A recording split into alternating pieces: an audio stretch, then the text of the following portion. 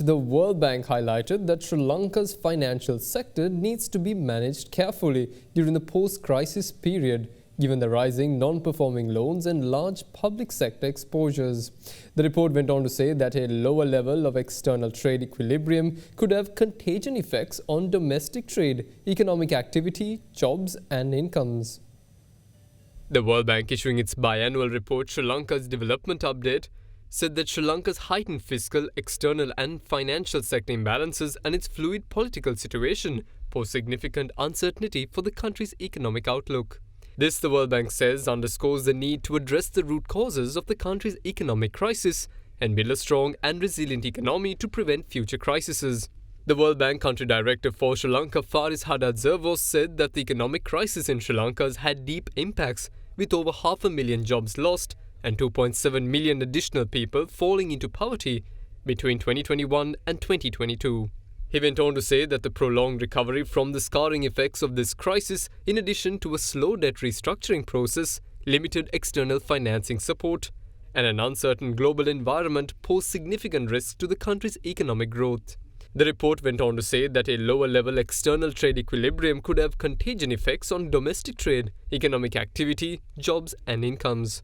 It highlighted that the financial sector needs to be managed carefully given rising non-performing loans and large public sector exposures. The World Bank added that reducing poverty requires better targeted social assistance, an expansion of employment in industry and services, and a recovery in the real value of incomes.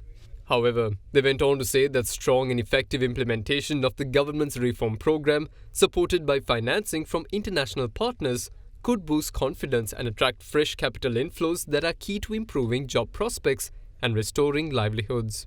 The World Bank projects growth in the South Asian region to average 5.6% in 2023, a slight downward revision from the October 2022 forecast.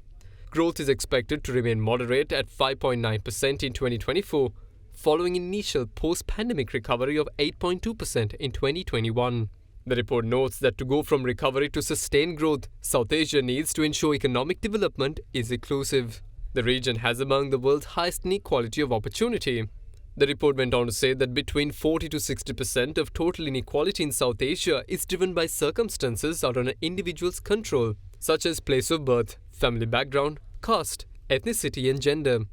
The report recommends continuing to improve the quality of primary education and expanding access to secondary and higher education, evaluate and strengthen affirmative action policies targeted low opportunity groups, and policies to improve the business climate for small and medium enterprises.